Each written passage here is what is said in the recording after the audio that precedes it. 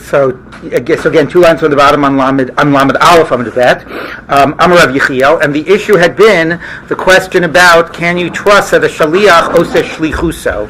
Because the Mishnah said that you can send an eruv through a cheresh of a katan who themselves cannot place an eruv, but you can send it to somebody who will receive it from them, and that person will put it down. So the Gemara had 2 questions. The first question is, how do you know that they've delivered it? And there it says, since it's a cheresh of a katan, so people that were concerned about their level of intellect or their level of responsibility and so on, you actually have to observe it being delivered. You cannot assume that it was done. But then the next question is, okay, but even when the adult receives it, how do you know that he did what he said he would do? How do you know he actually went and put it down? And there the answer was, chazaka shliachos shlichuso. You can assume that if somebody has agreed to do something for you, he will take care of it. And now the Gemara enters into that question whether we really make that assumption. So again, 2 lines from the bottom.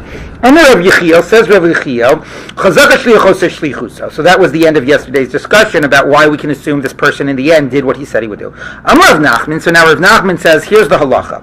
B'shel Torah, when you're dealing with biblical matters, ein chazaka shliachos shlichuso. You cannot rely on that assumption. Sometimes people are lazy or negligent, or sometimes things come up even with their best intentions. So our case is a rabbinic, allowing you to walk outside of the tchum. So for rabbinic purposes, you can assume somebody said they would do something, they took care of it. But for biblical purposes, you cannot. B'shel sofrim, so when it's rabbinic, chazaka top of lamed bet amar aleph, chazaka shliachos shlichuso. You can have that assumption. You can that the shliach did what he said he would do.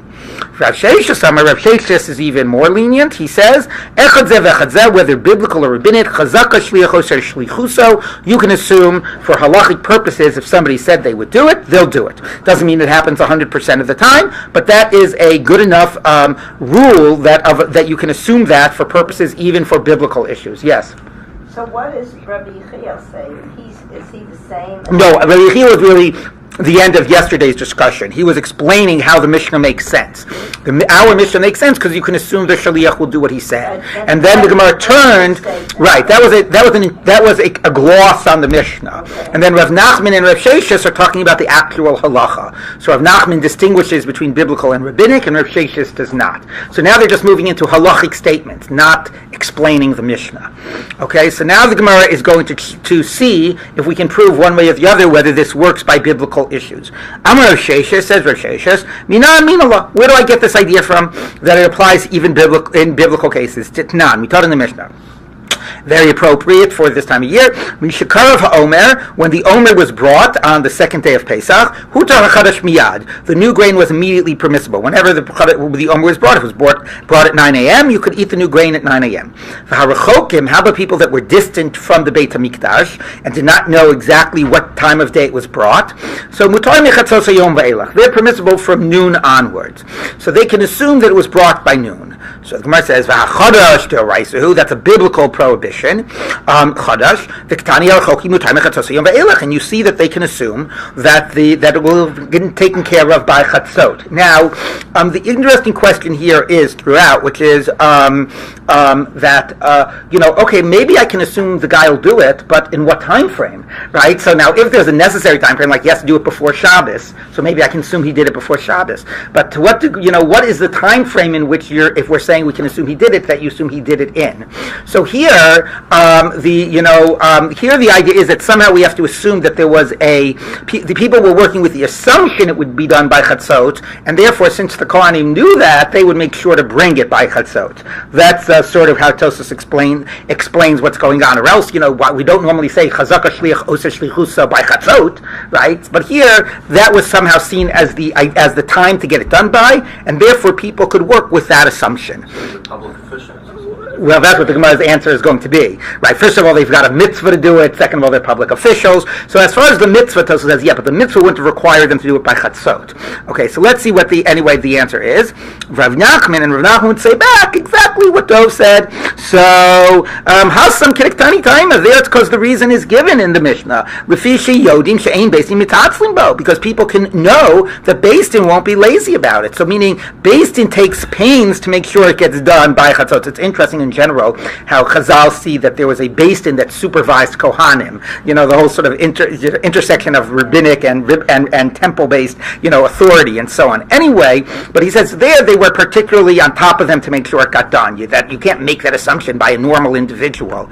The Igadamri, some say Amar Rav Nachman, that actually Rav Nachman used that to prove his side. How do I know for biblical purposes you cannot rely on it? Diktani Taima, because the only reason for the Omer that you can assume by Chatzot is because it says Lefi Shiodim Shein Beis Din Mitzatzlim Bo, that we know Beis Din will not be lazy about it. Beis Din udelo mitzatzlim bo. So Beis Din is a unique situation. It's because Beis Din is taking care of it. We know it'll get done. Hashaliach, if it was a normal individual that you get told to do something for you, mitzatzlim bo, then you would have to be concerned that they would be lazy and wouldn't get it done. So that seems like it really is only because of that reason. It's not a general rule. Mention the Kohanim and Beis Din because you could also reach the same thing by saying Kohanim's reason.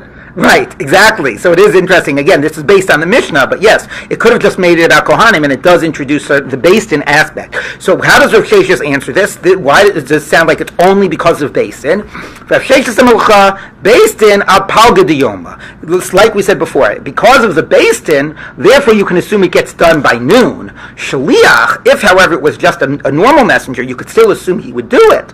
But Kula Yoma, he'd do it sometime later in the day.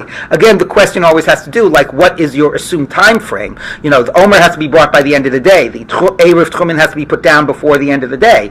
If you make a shaliach to deliver a get, right, so maybe they have to get on a plane and it's 3 days journey, and it's not necessarily the same time frame. But within this context, he's saying you could assume they'll do it within a day. To do it earlier than that time frame, that was only because of Beis Din. Okay, so now Rav Sheshes is going to try again. Amar Rav Sheshes, Mina Minallah. Where do I get this from? Tanya, we taught in the Brisa, again, that it works even for biblical. If a woman has just given birth, or she was a zava, and in order to eat korbanot, it's not only enough to wait the amount of days, 7 days, or it's 14 days, or whatever the case might be, but she has to bring and go to the mikveh, but she has to bring a korban at the end if she wants to be fully tahor to eat korbanot. So what would a woman do? Mivia ma'os, she would take the money for the birds, which would be the korban. The nose number shofar, she'd put it in the box. It'd be a box in the Beis Hamikdash for these korbanot, and she wouldn't have to, and she just, like a pushka, she'd put however the amount of money is. She wouldn't have to go buy the birds. She wouldn't have to wait till she saw the kohen bring it. She comes in the morning, she puts the money in the pushka, and the tovelos v'ochelos b'kachim le'erev, and by nighttime she can already eat korbanot, because she can assume that the kohanim will use all the money, for, this was a box set aside for money for bird korbanot for women, who would bring it for Leid and Ziva purposes, and therefore what they would make sure is that each day they would constantly be emptying the box and using it to buy birds and bring the birds those days, and therefore she can assume it gets done. So, yeah, they had different boxes. They had 13 different boxes for different purposes. Yeah, so the Gemara says, it was not. So the Gemara says, my timer, so what is the reason she can assume it'll get done? You assume the agent does what he's been, what his agency. And again, this, by the way, ties in, as Rashi mentions, to a classic idea that Kohanim are shluchei didon. There's a question in the Gemara, do Kohanim, are they doing God's work or our work? Or obviously the answer is a little bit of both. But anyway, so they're there to bring our korbanot, so there's an implicit shlichut, and you can assume that they have taken care of it. So you see that's the rule. So if Rav Nachman will say back, similar to the previous answer, Hasam Rav Shmaya, that's a special case, like where Shmaya says. Rav Shmaya Chazaka ein Beis Din shel Kohanim. Here it identifies it as the Beis Din of Kohanim, but still sort of seeing Beis Din as the authority. We can make assumption that the Beis Din of the Kohanim, Omdi Misham, do not leave there, do not, end the day, until they see that all the money in the shofar, that was what they called the box, because if you think about how a shofar is configured, it's got a small hole on the top and a big base on the bottom, so you can put the money in, but you can't stick your hand in to get the money out, I guess, unless you unscrew the bottom, like in those tzedakah boxes, like a biggie thing. Anyway, so Beis Din makes sure that all the money gets used up. So again, it's because there's a special supervising body that makes sure it gets done. But as a general rule, you can't assume that things are going to get done just because you ask somebody to do it for you. So that's his answer. Amar Sheshes Minam Minallah. Okay, so Rosh is going to try again to prove you can't assume that a shaliach does what he's been authorized, what he's been tasked to do, I should say. Titani, we turn in the brisa. You say to your friend, go ahead and you can pick some figs from my fig tree, and you can keep them for yourself. It's a gift, or I sold them to you, whatever. Go pick them. Okay, now of course, as soon as you pick those figs from the fig tree, there's going to be a problem that they're tevel. They don't have trumas and maasros taken from it. So can we assume? Here's the question: that the balabaya, since he told me to pick, is going to take care of it and make sure that he takes trumas and maasros from stuff he has in his house that will, exempt the figs. The only problem is he doesn't know how many figs I'm picking, and therefore, even if you wanted to, he couldn't, because trumas and maasros maaser is a very specific amount, so you have to know the quantity. So here's the halacha. He tells me to go pick figs, and for myself, ochan and arai, I can eat from them in a arai, like a sort of an ad hoc basis, like not sitting down and being koveya, establishing a meal. You're allowed to eat from them arai until a certain stage, until that they've been sort of processed and so on. So even though they're tevel, you're allowed to eat arai. Uma'asran vadai. But if I want to eat them in a kavur, like sit down and have a meal with them, then I definitely have to take trumas and maasros. There's no question the owner did not do it because he didn't know how many I picked. Now, if he says to me, he gives me a very specific amount. Fill up this basket with figs, and you can have the basket. So we know exactly what the amount is. So therefore, if he wanted to, he could have taken trumas and maasros. So what do we say? Ocha mehen arai, same halacha. If I want to eat from them like ad hoc, I can. But let's say I want to eat kavua, I want to have a sort of fixed meal with them. So asran demai. Then I take trumas and maasros, but I do it as if it were demai, because it's questionable. Maybe the owner took trumas and maasros, maybe he didn't. So now if I want to eat from them in a non-ad hoc basis, I have to take trumas and maasros, but not out of a definite obligation, out of a demai. What difference does it make as long as I'm taking trumas and maasros? The difference is like this. After I take the maaser, I have to take the maaser out of a doubt, because if I don't take it, the grain is tevel. Now what do you normally do with maaser? Who do you give it to? The Levi. But after it's been taken, it leaves the realm of Isser. It solved the grain from being Tevel, and now, as a suffix Isser, I had to do it. It might have been Tevel. But now, it's a suffix of ownership. The Levi says, it's my Meiser, and I say, prove it. Maybe I wasn't obligated to take Trumas and Meisers. So I separate the Meiser, but I keep it for myself. Okay, so that's why it matters that we're calling it Demai rather than Vada. You still have to do it, but there's a consequence of who gets to keep the grain after it's been separated. Anyway, so that's the halacha, that I have to be concerned that maybe it's possible the Balabais did it on his own in that case. The Medvar Mamurim. I'm sorry, did I skip a line? Yeah, no. The Medrash, when is this true that it's only a question whether the Balabayas did it? But Amaretz. If the Balabayas is an Amaretz, he's a normal farmer and he's not somebody of this small group called Chaver, which are very scrupulous about Trumas and Maasros. Aval b'Chaver, if the Balabayas was a Chaver, Ocho ve'eno tzarich aser divrei Rabbi, then I can definitely know that he took it. A chaver would not tell me to go take figs and not make sure that he had taken care of it himself. So if he told me to go take figs and he knew how much he had told me to take a basket worth, I can be confident that he took Trumas and Maasros in his house for me, because he wouldn't give me food that was problematic. That's what the assumption I can make. That's what Rabbi says. But Rabbi Shimon Gamliel, who was Rabbi's father, says, when is this true that it's a suffix if the owner took Trumas and Maasros for me by an Amaretz? If the owner was a chaver, then you vadai have to take Maasros. The exact opposite of Rabbi. Rabbi said if the owner was a chaver, I can assume he did it for me. Shimon Gamliel said if the owner was a chaver, I can be certain he didn't do it for me. Why? Because a chaver, on the one hand, Rabbi is saying a chaver is so scrupulous he'll protect me from sinning. But Rabbi Shimon Gamliel speaks about being scrupulous about his own observance, and therefore you're not supposed to take Trumas and Maasros unless all of the stuff is together. So here he won't take for me Trumas and Maasros on the stuff in his home because it's not together with the stuff in my basket. So this, of course, becomes this interesting question, which the Gemara is actually going to directly get to, which is, am I willing to compromise a little bit on some, detail for my own observance for the sake of somebody somebody else's spiritual well-being. Okay, but that's the debate of Rabbi and Rabbi Shimon Gamliel. Rabbi Shimon Gamliel said the chaver is going to be sure I'm taken care of. Rabbi Shimon Gamliel says the chaver is going to be sure he's taken care of in terms of how, religiously, and therefore he won't separate Trumas and Maestros on the dates, the figs that I have that are not together with his figs. You said that we don't take the approach that you assume that the chaver would assume that the person who picked the figs would take master on that portion that he picked. Right. So it depends if the person picking the figs a chaver and amaharet also. But right. Right, there's always this question of what assumptions are you making about the other person, right?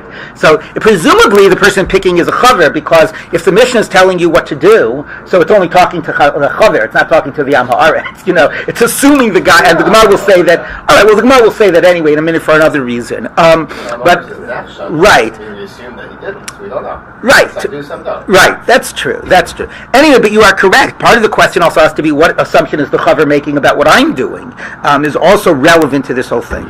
So this is the debate of Rabbi and Rabbi Shimon Gamliel. So now, Amar Rabbi, says Rabbi, Nirim dvarai midivrei Abba. I actually prefer my opinion to my father's. I would assume so, or else you wouldn't have disagreed with him. But anyway, now he's basically going to defend his position. Why? I think it would be better that a chaver would be suspect. Actually, here doesn't just mean suspect. It's better for a chaver to take from stuff that's not all together and violate that sort of small detail about how you're ideally supposed to take Trumas and Maestros, and rather than the other side of the equation, which is because of your inaction, somebody is eating tevel. So I actually think the former thing to do, and the thing I can assume a chaver will do, is actually will take Trumas and Maestros. By the way, I have to tell you before we get on, it's very interesting because, in terms of Hilchos Kibbud Av V'Eim, right, you're not supposed to contradict what your father said. So here, now, you can obviously have a halachic argument with them, debate, obviously, because in the Gemara very often you had, sons arguing with their fathers halachically. But what is interesting is, like, Nirin Dvarai Midivrei Abba, the very sort of direct way of sort of saying it, rather than just defending your position. It raises interesting questions about that. Also, he actually puts his opinion before his father's opinion, right? Because first you had Rebbe's opinion in the Braita, and then you had Reb Shimon Gamliel. So anyway, interesting. I raised that as a question in terms of Hilchos Kibbud Av V'Eim. But let's see where the Gemara goes. Ad Kan, says the Gemara. So what do we see? Lo pligi. The only thing they're arguing about is one says they're suspect, meaning we can assume they took when it wasn't all together, and the other says they're not suspect of doing that. Aval, putting that issue aside,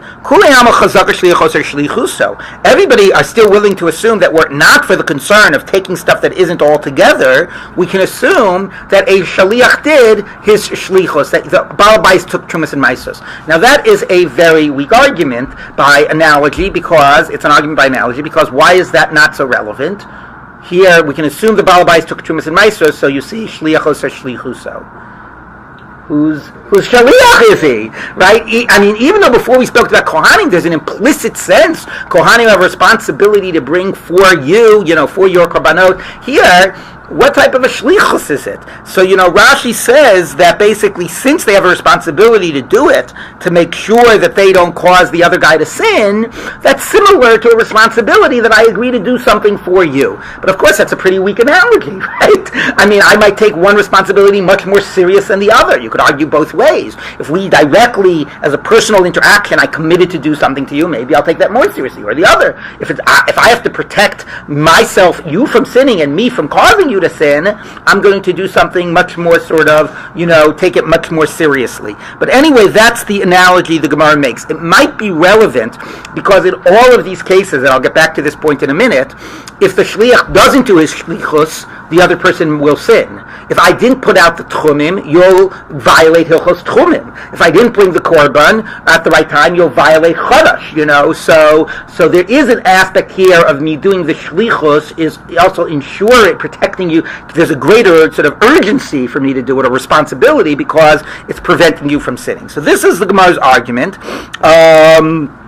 Okay, so you see that normally that you could assume that I'll take care of it. So if Rav not, and that's a d'oraisa. Now, by the way, Tosfos says it's not really a d'oraisa because truma and meiser on fruit is not d'oraisa. It's basically on dagan tirosh v'yitzarn, like grain and olives and grapes or whatever, oil and wine. But nevertheless, it's seen as a d'oraita because it's part of the trumas and meiser's category, which is a d'oraita. So Rav Sheshes says that's an argument that it works. So even by d'oraisa. Of Rav Nachman, now Rav Nachman will say, "Hasam to Rabbi Chanina Chuzah." No, that's because of Rabbi Chanina Chuzah.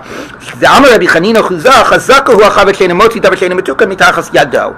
Similar to the point before, but very more specific, because a chaver is so scrupulous about laws of trumas and maestros, we can be certain that he will not allow food that he is distributing that is somehow leaving his control to not be taken care of. So this is a special area we know the chaver will be on top of. In a general case, that I should act to make sure you don't violate tchumim, who knows, I'll be lazy about it. But if I'm a chaver, and it's about trumas and maestros, there everybody agrees that I take a heightened responsibility to make sure that I do not let you have access to food that has not been taken care of. Okay, so that's a special case.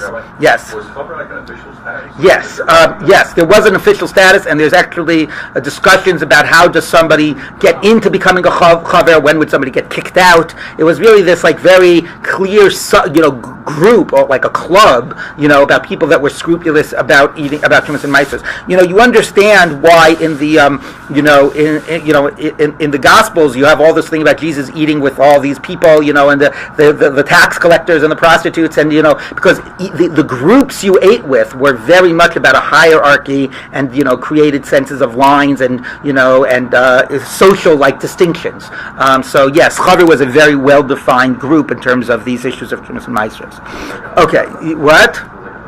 Hashkacha. Yeah, but it was more like people that could trust one another, in terms of this. Okay, so the Gemara says like this. Okay, so let's keep on going. Amar. Now we're going to go back. We haven't proven one way or the other way about Rav Nachman and Rav Sheshes, but now we have to wrap up this discussion about the chaver. Will he assume he took trumas and maestros or not? So, b'medra ma'amurim ba'am haaretz. When is it a question whether it was taken for you if the owner was an am haaretz? Aval b'chaver, if the owner was a chaver, Rabbi says you can assume definitely he took it for me. He wouldn't want me to sin about this. So the Gemara says, "Hi ham haaretz de kamarle leman." So when we said the first case was when the owner was an am haaretz, and then you take it to my, who's he saying it to? Who is the guy collecting the figs? If he's saying to a fellow Amaretz, so first of all, I assume, as I said before the dove, although it's debatable, that the Mishnahs are only talking to chavers. The Mishnahs are talking, assume that the person paying attention to all the rules is a chaver. But Dov is right. Amaretz maybe does, maybe doesn't. But it says it can't be that in the first case it was an Amaretz telling an Amaretz to go collect. Why? Demai mitzayis. He's not going to take something demai. He's not going to suspect his friend the Am Haaretz. Meaning, when we say if the Amaretz tells you to collect the figs, you have to suspect maybe he didn't take care of it, and you have to take yourself. So if you are also an Amaretz, you're not gonna suspect him because you assume that everybody is responsible. You don't have the same sort of suspicious look on Amei Haaretz that Chazal do. So you won't listen to us if we tell you to take demai. So you have to assume the Amaretz to come alei l'chaver. The Amaretz was talking to a chaver. As I said, I assume the person the Mishnayos are talking about, or the Braisos are talking about, is a chaver. Okay, so the first case was an Amaretz told a chaver, so the chaver has to take demai because maybe the Amaretz didn't take care of it. And then the second case is the chaver told you to take. So ema seifa. So let's look now at the second case. Nearing dvarai mi divrei Abba, says Rabbi, my opinion seems more correct than my father's. I'd rather assume that the chaver, the owner, took when it wasn't all together. And he won't lead to the possibility that an Amaretz will eat tevel. So the Gemara says, Amei Haaretz, my bayasam. What's an Amaretz doing there? We just said that the guy collecting the figs was a chaver. And this goes to Dov's point. If a chaver tells a chaver to collect the figs, maybe the owner can assume the guy collecting will be responsible on his own, and I don't have to take care of him. So it says, you see, in the second case, the reason we're assuming the owner is assuming the responsibility is because the guy who's collecting is an Am Haaretz. So what's the case? Is the collector a chaver or is the collector an am haaretz? So the Gemara says, Amar Ravina, Reisha b'amatz shemal chaver. You were right. The beginning is the amartz told the chaver. How about the end case, which is if a chaver is telling a chaver, then it's not a problem of causing the amei haaretz to sin. So sefer b'chaver she'amal am haaretz b'chaver acher shom'o. So it creates a very sort of complicated case. You told the am haaretz to collect. So you, therefore, if you're a chaver, you're going to take care of it because you can't trust the ametz to take care of it. But then a chaver overheard, or a chaver now wants to eat from the figs that the am haaretz collected. So therefore, in both cases, we're talking about what will the chaver do, but nevertheless, in the second case, the concern is that since you gave your directions to an am haaretz, you will take care to make sure that everything is taken care of. Okay, so that's a little complicated how we do that, but the basic point is, we're assuming on the one hand, the chaver is the one who is listening to our directions, but number two, with the case where we assume the chaver took care of things, he didn't want people to sin, was when he was speaking to an am haaretz, and this goes back to Dove's point, if the chaver is speaking to a chaver, maybe the owner won't take care of it. He'll assume that since the other guy's a chaver, he'll take care of it. So how you act is always a little bit of an assumption of how you think the other guy is going to act. Okay, now we get on to the debate of Rabbi and his father. Rabbi Savar, top of Lamed Bet Amud Bet. Rabbi's of the opinion. Isn't that the case you mentioned where he separated it, but weren't sure the lady who really owned it? Right, so that's the second case of chaver to chaver, it never tells you what the case is of chaver chaver. That would be the logic. That would be a suffix, most probably, unless you could make the assumption the exact opposite, which is right. But that's that's a likely consequence. Okay, so now what's the debate? Rabbi Savar also chaver ochel ve'eno tzarich la'aser, that if a chaver told an am haaretz and then another chaver wants to eat the food of the am haaretz, so he says that you don't have to worry about taking meiser, the guy who's eating from the food of the collector. The first chaver, the owner, definitely took care of it. Why? Iluye, because he gave directions to an am haaretz. He was going to take care to make sure that this am haaretz wouldn't eat tevel, and therefore you can assume the owner took care of it. No, the opposite. You have to definitely take meiser, not only demai. The owner did not do anything because he's going to be so scrupulous about his own sort of religiosity that he's not going to take with stuff that's not all together, even if somebody else might sin as a result. So Rabbi said back to him, I'd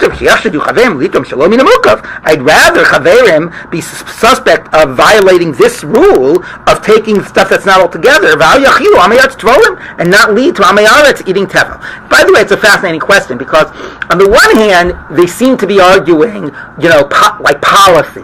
What should you do in that case? Should you violate this small prohibition and save somebody else from sin? Or should you be careful about even the smallest, thing for your own observance? But on the other hand, so while they seem to be arguing policy, but what the real question, though, is not a policy question, but it's a practical issue. L'maisa, how do people act? What do chaverim do? Are they more concerned with somebody else's big sin, or are they more concerned with their small sin? So it's not advisable. Well, and even that, it's not even really a sin. Exactly, it's even not advisable. But that's the point. Meaning, on the one hand, it seems like they're arguing what should a chaver do, but in order to question how you deal with this particular case, the real issue is what can we assume this person actually did do. But okay, let's see where the Gemara goes with this. What is this really? What's at the root of this debate? Rabbi Savar nichale lechaver deleavid hu isur kalila v'leavid amarti isur rabba. Now again, notice it doesn't state this as an absolute. It speaks about. It does, as a policy issue, it frames it more in terms of how will people act. Rebbe says a chaver would rather, meaning not saying what I'm saying you should do, but this is the reality, a chaver would rather do a little prohibition, and it's not even really a prohibition, it's just like not advisable, rather than somebody else on his account do a big isser.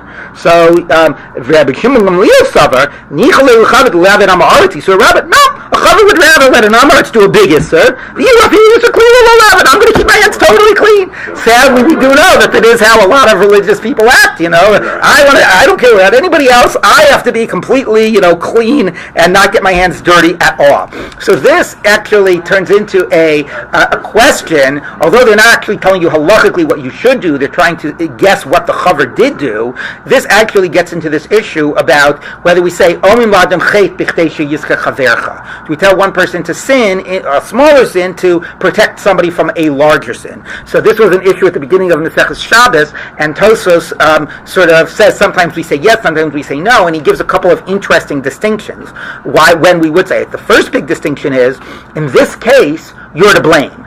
You basically told the guy to collect. It's your responsibility, and therefore, if it's your responsibility, yeah, you got to get your hands a little dirty to save that guy from a sin. It's not just some random person sinning. It's actually as a result of you. So you've got a responsibility to address it. And then he says the opposite would be true in the opposite direction. Let's say the other person is sinning due to that person's own negligence. Okay? Meaning there's a middle case, right? It's not your responsibility, and that person doesn't know better. Okay? Nobody is to blame. Do you do something small to save somebody from something big? But then we have the case where you're to blame, you got to do it, and the other case where he's to blame, and he was really negligent or did something wrong, and that maybe more frees you from responsibility. So Tosfos sees that two extremes, when that other person is really to blame, then you don't have to, take responsibility. Well, that's a good question. Should it? Maybe you're right. Should it? And when you have a responsibility, you have to do a small violation to save a person from big. And the question is, when nobody's to blame, and how much does that sort of, and that's what's debated in the Gemara, whether Omi Ladam Chaypich, I'd have to see. Yes. He is to blame, but because of ignorance. Right, so that also gets a question about what do you consider to be to blame, and what's pshia. Tosfos is dealing with the case in the beginning of Shabbos, where the guy put the bread in the oven, on Shabbos, and the question is, are you going to take it out of the oven to save him from being, so there you violated Shabbos, and now I should do a violation because you did a violation? So anyway, that's interesting. So that's in terms of that issue of Omim Adam Chet. I also want to say something about Chazaka Shliachos Shlichuso. There's also the question about how do we paskin about that? Do we assume Chazaka Shliachos Shlichuso by Dioraisas or not? So it's debated. Rav Nachman Rav Sheshes. So it's debated by the Gaonim. The Gaonim actually rule that that we rule like Rav Nachman that we don't say it by Dioraisas, but Rabbeinu Tam and a number of Rishonim rule like I'm sorry. 1 minute. Let me just take. No, I said it wrong. They say we rule like Rav Sheshes, that we do say it by Dioraisas, but then Tosfos brings some bali of the Tosfos that say actually we don't say it. So it's a machlokes Gaonim Rishonim how we paskin about that as well. And here too, Tosfos says there might be cases that everybody agrees on, like the cases in the Gemara where if you don't do what you were asked to do, somebody is going to sin as a result. If I don't put down that Eruv, as you told me to, I know you're assuming the Eruv will be there and you'll go outside the Tchum, there might be more reason to assume we do say Chazaka Shliachos Shlichuso, even by Dioraisas. Where it's not going to be something that you'll sin as a result, then we might not be able to make that same type of an assumption. So there's a question there as well, how we pass in, and also the issue about responsibility and sin ties into that as well. I do want to say one last thing about the Chazaka Shliachos Shlichuso, which is by analogy, and it's a very important tshuva of Rav Moshe Feinstein. Rav Moshe Feinstein was asked about cases about people in Russia. Obviously this was before the opening of the doors of the Soviet Union. That you had like parents that were observant, elderly parents, and their children were non-observant, and they wanted to know, like, can they eat in their children's home if their children's promise to make sure that everything is kosher.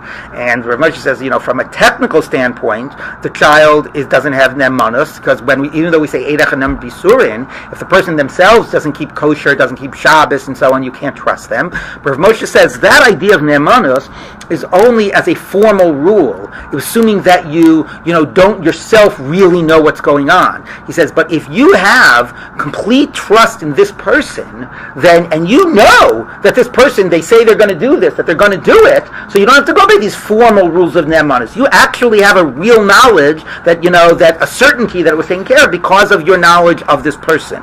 Now, that's interesting because he a little bit backpedaled, because he was asked a similar question later about another case. I think about like a hashkacha case or something else, which wasn't so much of a shas hadachak, and it wasn't a father and his daughter, it was some other person, and this is a real question by hashkachas. Like, let's say, sometimes it's, the non-Jews are better at keeping to the rules than the from Jews who they think they know best, or whatever the case might be. And it's a real question by hashkacha, whether you go by formal standards, or do you go by your real knowledge of the people that are involved. So it's interesting in thinking about chazaka shliachos shlichuso. Like, I can tell you, I know people that I could say, Vaday ain't shliachos shlichuso. And then I know other people where I could say, there's no question. question, right? So how much do those factor into like a formal rule of chazaka shliachos shlichuso? So that's interesting, and Rav Moshe definitely feels that in some cases you go by, what you really know to be the case or can really assume to be the case,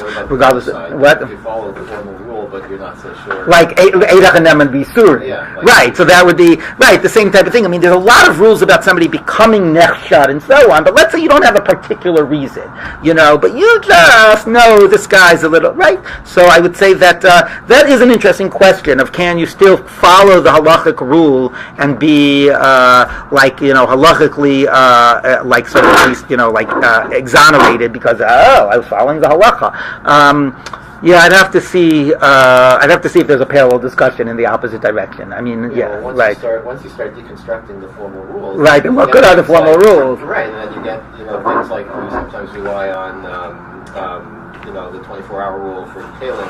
Right. Even if it might not really be right, I think that's a good question. That idea of the 24-hour rule for kalim, for example, one of the things it's based on is you don't use a kli within 24 hours mostly. But if you're dealing with like a restaurant, they actually say you can't rely on that because the kalim are used on a very regular basis. So it does raise, you're right, a very good question of the relationship of a chazaka with a certain amount of knowledge of facts on the ground. And not like not a clear knowledge against it, but certain reasons to suspect and how much the chazaka, obviously the chazaka has to play a function or else what would be the point of it. Okay, so let's take a look now as we continue to the next Mishnah. Just get a little bit started with that. Naslo bi'ilan lemala me'asar tfachim. You put it, now we're talking about where it's placed. If it's in a tree higher than 10 tfachim, ein eruv erov, it doesn't count. Lamata me'asar tfachim, lower than 10 tfachim, eruv erov, it does. So it's not clear what this is about. The Gemara will unpack this.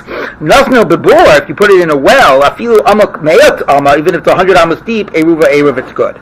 Because why shouldn't it be? It's in a well, it's a Rishus HaYachid, fine. The question is, what's the problem with the tree? Let's take a look at the Gemara. Yossi Rabbi Chia bar Abba, Rabbi Yossi Rava bar Nassan, Yossi Rav Nachman Gabayu. So Chia bar Abba and Rabbi Yossi and Rav bar Nassan were sitting, Rav Nachman was sitting by them. The Yossi were coming, and these three rabbis were saying, Hi Elon de Kai Hecha, where's this tree standing, this tree in the Mishnah? Elim of the Kai Rishus HaYachid, if it's in a private domain of Rishus HaYachid, you've got this tree surrounded by a fence, and the Eruv is up in the tree. Mali lamala, mali lamata. What do I care how high or low the Eruv is? Rishus HaYachid olu ad rakia. It's all Rishus HaYachid, the area around the tree. Who cares if it's high up in the tree? Okay, but that's true even if it's lower down. Right. The Gemara will get to that, so hold on. It must be that the tree is in the middle of the Rishus Harabim. Okay? And therefore the problem is that if you take the Eruv out of the tree and you're standing in a Rishus Harabim, you're carrying from Rishus HaYachid to Rishus Harabim. So even if you're not going to actually take the Eruv, you have to, like we saw before about the Kohen in the cemetery, be able to have access to it. Okay? So that's what the Gemara is going to now say. The Miskavin Lishbos Hecha, where are you intending in your mind for, your place that Shabbos will begin? Ilema, where you consider yourself to start Shabbos, right? Because that's the idea of the Erev. It designates where you start Shabbos. Ilema Miskavin Lishbos Lamala. If you say, I'm starting Shabbos up in the tree with my Erev, okay? So, Huve Ruva b'Malkam Echad. So what's the big deal? The tree's a Rishus HaYachid, you're in a Rishus HaYachid. Fine, what could be the problem? Now, Michael says there's a problem, you can't climb on trees. We'll get to that. But that won't be an issue. Ella, Niskavin Mishpos Lamata. Here's what's going on in the Mishnah. You were thinking in your mind, I'm starting Shabbos at the base of the tree. But your Eruv was up in the tree. So now, when you're starting Shabbos, you don't have access to your Eruv. You have to be able to have access to your Eruv from the place you designated as where you're starting Shabbos. And the reason you don't have access, sure, you can reach up and touch it, but you can't actually get it and use it because you'd be taking from Rishus HaYachid to a Rishus Harabim. And now the Gemara asks Michael's question. Who cares if it's high or low? You can't get it out of the tree anyway. You're using the tree, so you're not allowed to get it out of the tree wherever it is, so why is it okay even if it's lower? So the Gemara says, look, we were right about our position. La'olam the kai b'rishus harabim, you're in a rishus, the tree's in a rishus harabim, v'niskaven lishbos lemata, and you planned on starting Shabbos at the base of the tree, and why do you have access to it? Because if it's under 10 tfachim, it's not in a rishus harabim, it's like maybe a carmelist or something. The Rebbe. Now, how about the problem about taking something off of the tree? Why is that allowed? Because this is Rebbe. The Amar Kol Davar Shum Mishum Shvus Lo Gazra Lav Bein Hashmashos. We've seen this before. Rebbe says the Rabbanans don't apply in Bein Hashmashos, and this becomes a very important principle for Hilchos Eruv, because Eruv is defined by the Bein Hashmashos that determines when it takes effect. And the question, do you have access to it or not? What about if you had to violate the Rabbanans? Right, and we had that before about, well, in theory I could reverse my Nazirus, or I could reverse the Truman Meister. And if you could do those things during Bein Hashmashos, it's considered like the Eruv works. So here... Because let's say I'm Shabbat now, and I want to get... Yeah, but as long as it was working, Bein Hashmashos, that's when it defines it. So even though it's in the tree, as long as if it's in a Rishus HaYachid high up, that's a biblical prohibition. There's no way I could bring it down to me at the base of the tree. But if it's lower down, even though I would have to violate a rabbinic prohibition of using a tree, since it takes effect Bein Hashmashos, that's considered to be within my access. And that's how the Mishnah makes sense. Don't worry about using the tree, only worry about the biblical issue of Rishus HaYachid. Let's just sort of see this one more time. Amalu Rav Nachman, so these were what these three rabbis were saying. So Rav Nachman said to them, Yasher, said Yeshakayach, that's a good explanation. And that's also how Shmuel explains this Mishnah. Amrulay, they said back to Rav Nachman, Pasrisu Bakulei, you went to such an effort to explain the Mishnah? So the Gemara says, what do you mean? That's also, they also explain the Mishnah that way. Rav Nachman also agrees with them, they've got a problem. Elahachi Amrulay, this is what they said to Rav Nachman. Kavisula b'Gemara. Interestingly, have you taken this explanation of the Mishnah and made it a standard part of your teaching? Meaning, it's one thing that we're discussing hypothetically, we're trying to figure out the Mishnah. It's another thing that we said, here's Pshat in the Mishnah, and this is what we're regularly going to teach when we learn this Mishnah about how we understand what the Mishnah is talking about. So that's what they asked Rav Nachman. Have you made it like a fixed part of your teaching? Amalu, yes. This is the standard way we explain this Mishnah. Itmar Nami, and it was similarly taught. Am Rav Nachman, Am Shmuel, Hacha Be'ilan. So again, Rav Nachman said, this is what Shmuel said. So here we see, it became a Gemara, it became a Memra, it became a fixed rabbinic statement about this Mishnah. Hacha Be'ilan ha'omid Rishus Rabbi Maskinan. If the tree is in Rishus Rabbi, Gavo Asar V'Rachav Arba, and it's 10 high and, what we didn't say before, 4 by 4 tfachim wide, because if that 4 by 4 tfachim wide, it's not a Rishus HaYachid. Okay, so it's 4 by 4 tfachim wide, and it's 10 high, so it's in a Rishus HaYachid when it's at that height. And you're intending to start Shabbos at the base. The Rebbe, and it's Rebbe, that even though it's a rabbinic problem of using a tree, and Rashi also throws in a carmelis, even if it's lower than 10 tefachim, it's still a carmelis, the tree. Nevertheless, rabbinic issues don't matter. This is Rebbe. And the explanation of the Mishnah is, as we said, you're at the Rishus HaRabim, that's where you're starting, that's your base, and the Eruv has to be accessible, and if it's in Rishus HaYachid, it's not. If it's lower, it's accessible, and therefore the Eruv works. Okay, that's it for today. So if it's in the tree...